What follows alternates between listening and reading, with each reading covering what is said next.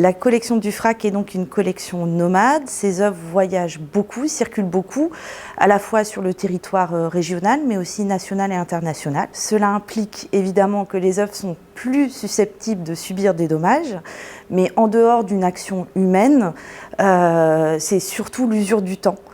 C'est-à-dire des salissures, des encrassements, etc., qui peuvent finalement altérer un petit peu la lecture des œuvres. On se retrouve là devant des éléments de la cellule numéro 2 d'Absalon, œuvre qui a été produite et créée par l'artiste en 1991 et qui a été achetée la même année par le FRAC. Absalon produisait à la fois quelques vidéos, mais surtout des volumes.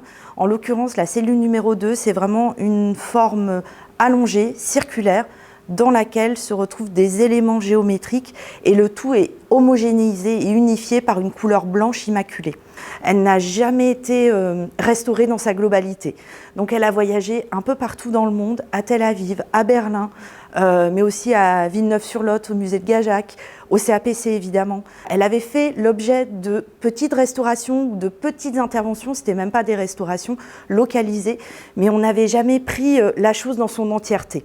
L'usure de temps étant là, elle était assez encrassée, donc ce blanc immaculé n'existait plus trop. C'était un petit peu un problème pour la lecture de l'œuvre. Donc on a fait appel à Tiziana Mazzoni, qui est une restauratrice conservatrice, qui a analysé l'œuvre dans son entièreté. Elle l'a entièrement poncée, entièrement restaurée, entièrement repeinte. Et en fait, elle a éliminé toutes les couches de peinture qui existaient sur cette œuvre depuis 30 ans, au fur et à mesure des différentes interventions, pour retrouver une sorte d'état zéro de l'œuvre. Au moment des installations, les frottements, les déplacements ont causé beaucoup d'accidents sous les surfaces. Là, on a des couches qui ont été appliquées pour la présentation de l'œuvre et on voit comment la partie qui était exposée a reçu plus de couches que la partie qui restait cachée. Ou on peut noter encore les signes de la construction, donc les agrafes, une peinture jaune qui est derrière, qui est la première couche de peinture, sous laquelle ils se sont succédés des couches blanches avec deux types de matériaux que j'ai pu analyser. Donc on a des glycéros et ensuite on a des produits, des peintures acryliques. Et sur la partie effectivement exposée, la superposition des couches a créé un effet esthétique d'aspect qui est très très irrégulier, qui crée un désordre dans la lecture et surtout un aspect général très rugueux qui est fruit de cette superposition réalisée au rouleau.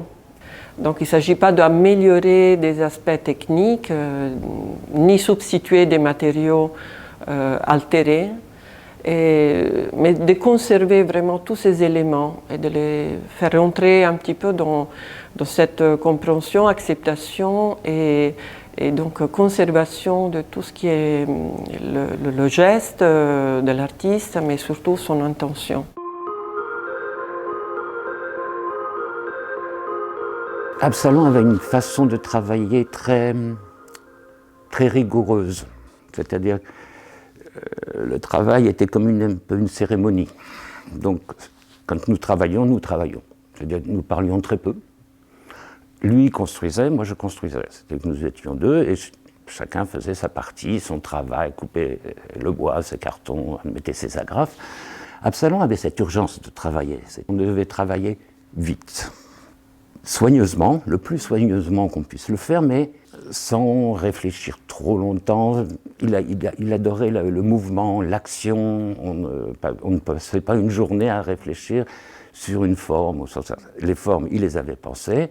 Il y avait les matériaux et c'était un peu comme une danse. Il employait un terme que j'aimais beaucoup et qui résume un peu tout. Il dit « Oh, l'outil que je déteste le plus, c'est le chasse-clou ». Ce qui voulait dire qu'on ne va pas prendre un clou et l'enfoncer et mettre la main jusqu'à temps qu'il soit parfait. On met des clous, on les met bien, vite, et tout va.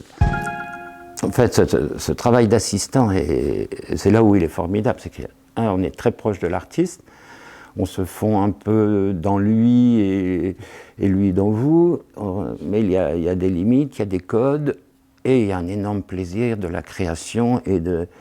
C'est-à-dire que les journées de travail, quand nous parlions de journées de travail avec Absalon, les journées de travail, c'était du bonheur. C'est-à-dire, on ne pense à autre chose. On a la tête lavée, on est en train de faire quelque chose, on est concentré, et ça se fait. Ce qui fait qu'à la fin de la journée, à part quelques rares cas, on est très heureux.